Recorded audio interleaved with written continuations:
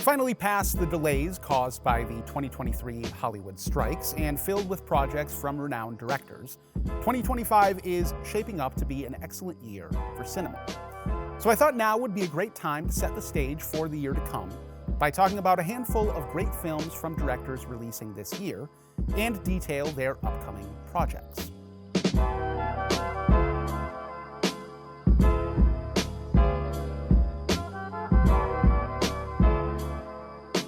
Scottish director Lynne Ramsay is one of modern cinema's largely unheralded masters, and 2025 might finally be her year to get her due.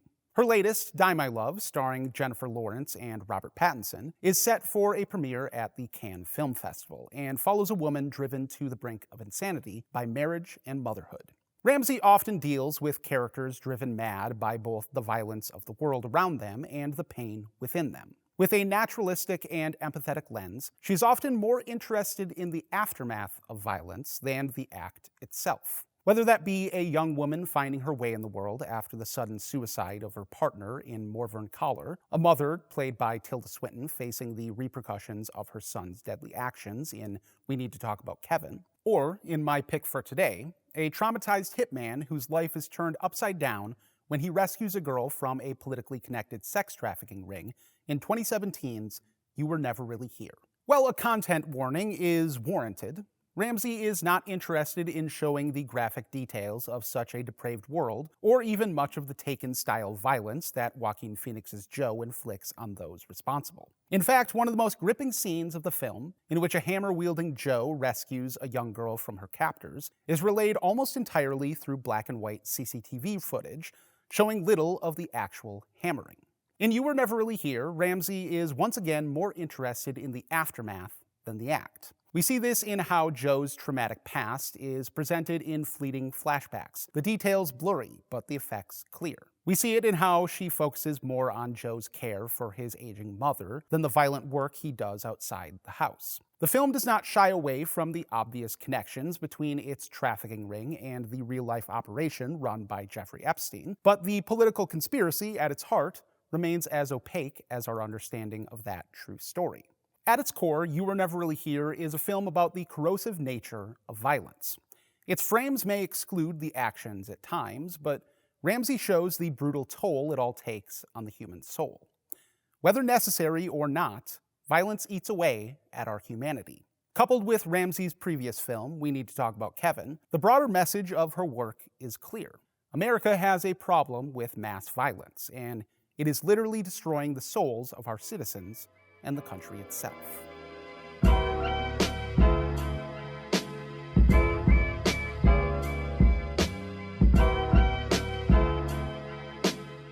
Later this year, director Kelly Reichardt will release The Mastermind, an art heist film set against the backdrop of the Vietnam War and the era's burgeoning social movements.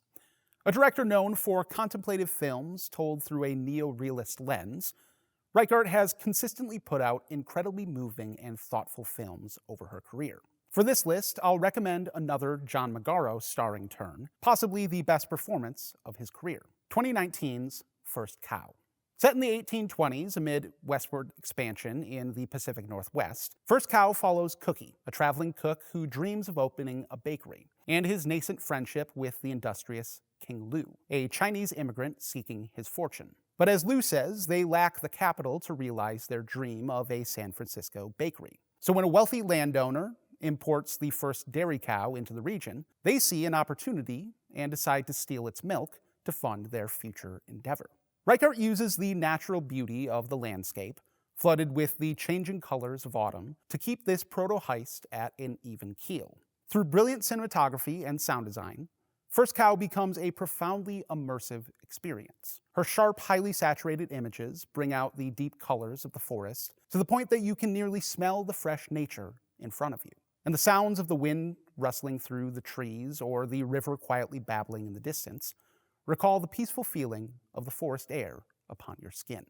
With patient, deliberate pacing that allows us to soak up the simple conversations between these new friends, Reichardt allows her audience to contemplate the deeper themes running through this work, like the comforts of male friendship, man's exploitation of the natural world, the emerging capitalist engine in the frontier, how that engine drove westward expansion, and even the power food holds in our lives. Plus, Reichardt also shows an impressive attention to historical detail, which deepens these themes and makes her film look wholly unique. The performances are brilliant across the board in First Cow, with John Magaro and Orion Lee giving standout turns. Magaro will once again return to Reichardt's troupe in her 2025 film The Mastermind, joined by my favorite performer of last year, Josh O'Connor, as well as Alana Haim, Bill Camp, and Abby Hoffman. The cast, along with its art heist premise, has made the film one of my most anticipated of the year.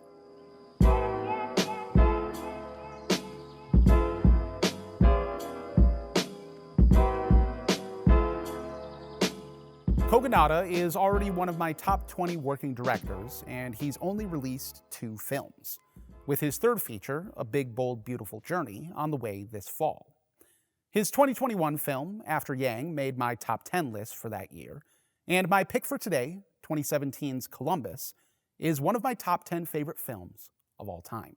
Gorgeously constructed, Columbus is all the more impressive considering that Kogonada had barely set foot on a film set before helming this debut. Set in Columbus, Indiana, the film follows Casey, a longtime resident of the town played by Haley Lou Richardson, as she struggles with whether to leave town to pursue her passion for architecture. She meets Jin, played by John Cho, the Korean son of a famous architecture scholar, who is in town after his father fell into a coma. Growing up in the shadow of his father's career, Jin holds a jaded view of architecture. But as the pair tour the city's renowned buildings together, Jin begins to reckon with his relationship with his father and deal with his grief, while Casey slowly starts to let go of her fears of leaving town and gains the confidence to pursue her passion. Featuring little camera movement, Columbus is heavily inspired by the films of Japanese director Yasujiro Ozu.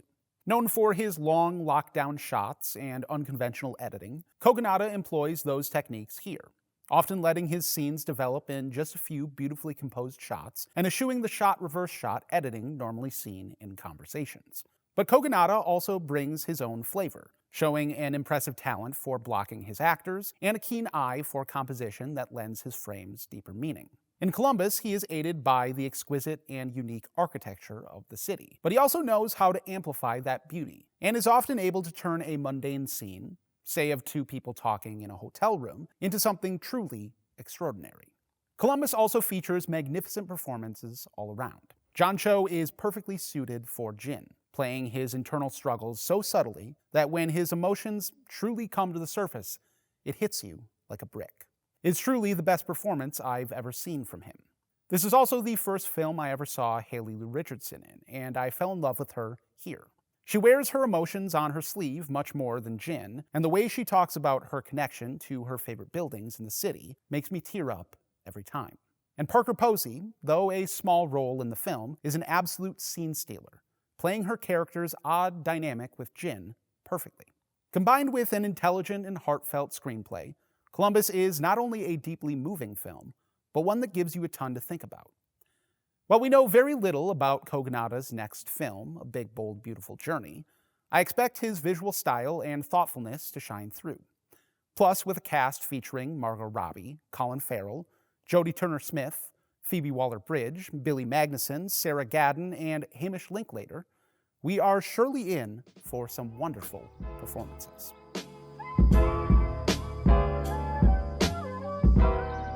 I could go on endlessly about all the other directors I am most excited for this year, but we simply do not have the time. So I'll wrap up by briefly listing some other films to keep an eye out for. First, we have the return of another Korean master, Park Chan-Wook. His 2025 film, No Other Choice, stars Squid Game actor Lee Byung-hun as a perpetually unemployed man who grows desperate and hatches a plan. He's going to start eliminating his competition. Director Park has a litany of amazing films, including Old Boy, Decision to Leave, and Sympathy for Mr. Vengeance, among others. But I would recommend 2016's The Handmaiden as a good starting point. Musician-turned-director Boots Riley also returns this year with his sophomore feature, I Love Boosters. Starring Keke Palmer and Mickey 17 star Naomi Ackie, the film will tell the story of a ring of shoplifters who take aim at a cutthroat fashion maven. Riley's 2017 debut, Sorry to Bother You, starring Lakeith Stanfield and Tessa Thompson, was my favorite film of that year, and perfectly introduces you to Riley's frenetic, satirical style and fiery socialist politics. Finally, this year will also mark the return of Chloe Zhao, 4 years after winning Best Director and Picture for Nomadland at the Oscars. Her latest, Hamnet, will star Jessie Buckley as Agnes Shakespeare, the wife of the famous bard, and detail her and her husband's struggles following the death of their only son. Paul Mescal will also star as William Shakespeare. As you know, Nomadland was one of my favorite films the year it came out, but I will also recommend Zhao's other films, Songs My Brother Taught Me, and the criminally underseen 2017 masterpiece, The Writer.